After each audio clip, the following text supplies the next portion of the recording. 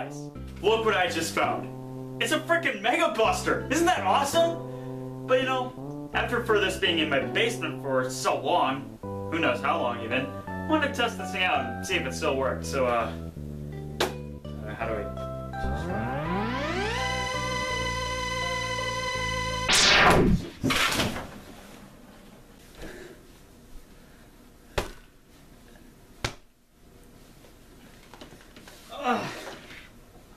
Jeez, I think that's one heck of a knockback. Huh?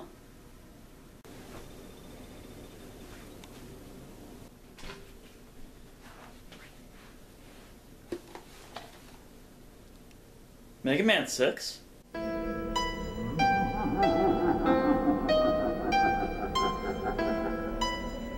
love Mega Man!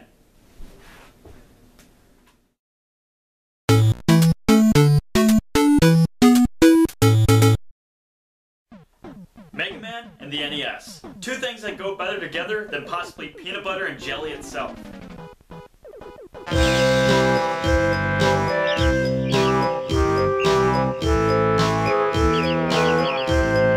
So naturally, Capcom knew that they had a good thing going.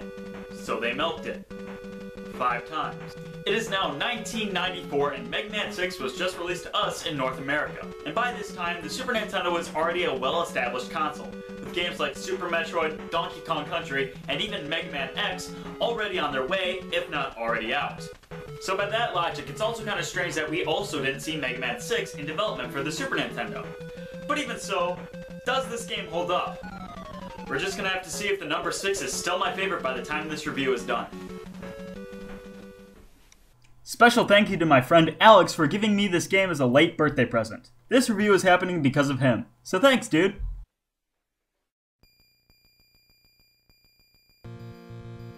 As the game begins, we are treated with a small cutscene saying it is the first annual robot fighting tournament.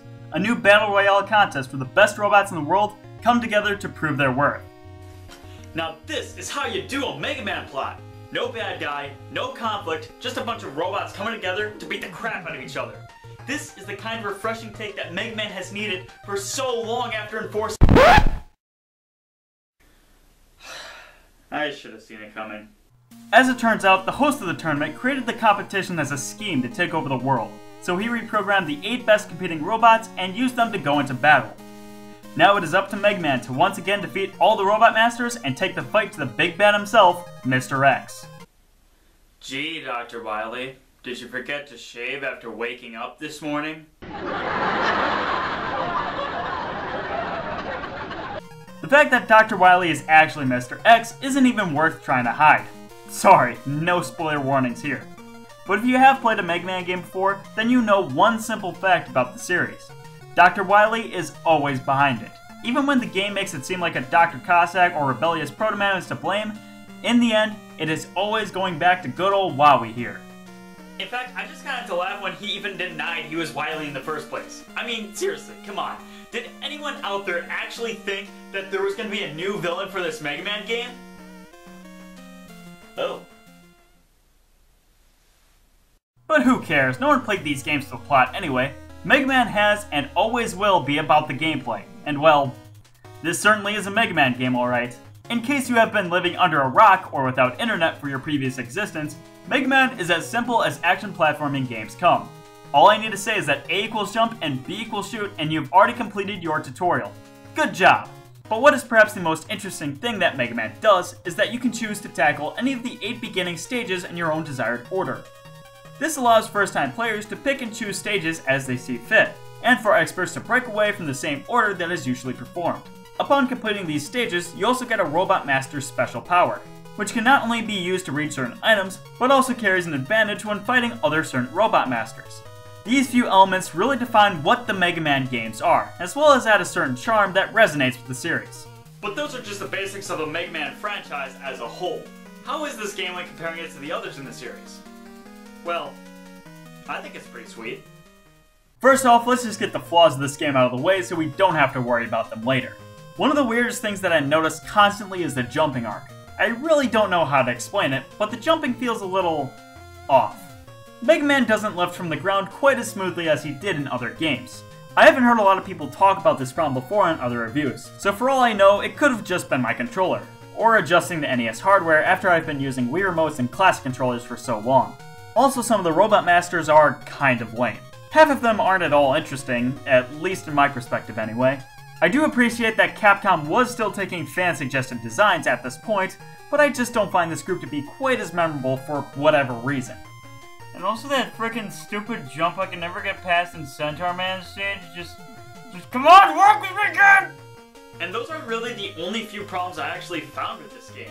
And when you think about it, they're really more nitpicks than anything. That just goes to show you how strong the Mega Man formula is and how well it works even after 5 games. And besides, any problems that I have with this game are immediately made up for by how much fun this game is. A lot of what makes the Mega Man games so great is the level design. No one can deny how well crafted these slew of NES stages are, and Mega Man 6 is no exception. In fact, not only do these stages look very distinct from each other, but they're all really fun to play through. A few of them even have cool gimmicks, like the oil that can light on fire in Flame Man stage, or the bobbing submarine in Blizzard Man stage. And aside from that, these are still some really well designed levels, and very fun to play through at that. In fact, these are some of my favorite stages in the Mega Man series. Some of them even have multiple paths, adding a whole new layer of awesomeness. But there's still one more aspect to this game that is so much more unique and so much more amazing than what any other Mega Man game has done before it. What Mega Man 6 does as opposed to the other 4 games before it is rather than getting Rush or item support, you literally have Rush merge with you to get the Rush adapters. You can get the power adapter that can break through certain blocks, and the jet adapter that can help you fly over certain gaps. It may seem like a minute point, but I really like this more than any of the other Rush abilities before it. Since they have unlimited energy, they are much more of a convenience, and it's just cool to freaking merge with your dog. You may not be able to slide or use range power shots when using them, but that's okay. It's only there to extend Mega Man's abilities, while at the same time not completely neutering the classic form. This feature alone really makes the game for me, and I'm so upset that this was never revisited in any of the other games. Except for Mega Man 7. Seriously, why weren't these brought back for Mega Man 9 or 10? That would have been so cool!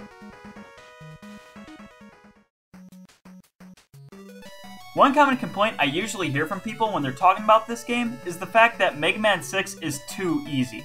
In fact, it probably is the easiest game from within the original 6 of the series. The levels aren't that overbearing and can be beaten in a few short minutes, and even the bosses are ridiculously underwhelming once you discover their patterns. Aw yeah son, I didn't even take damage on you! You suck so hard!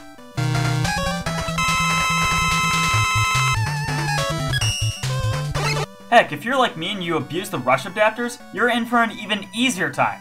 But that's not something I really care about. Personally, I like easy games.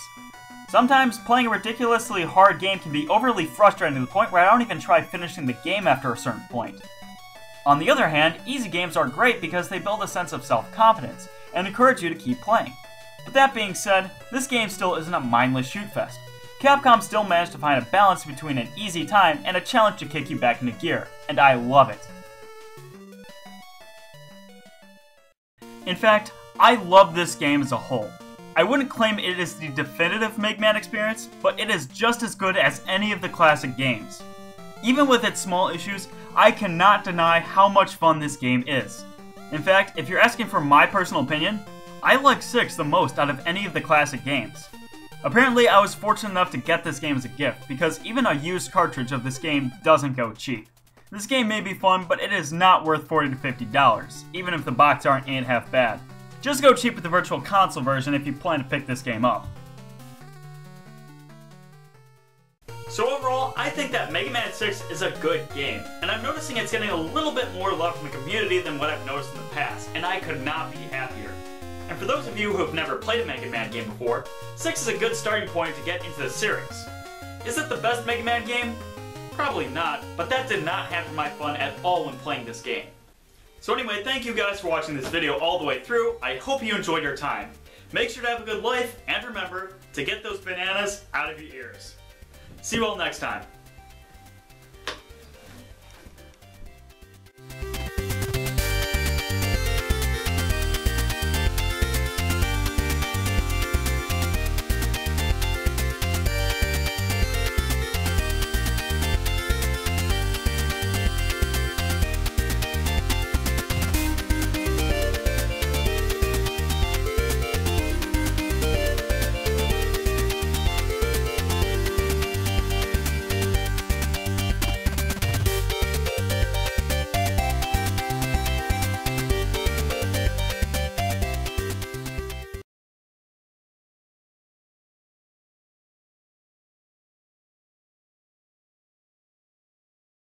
Oh, by the way, happy Halloween and stuff. I hope you enjoyed your Halloween and stuff. I'm sorry, what was that? What do you mean it's November 1st?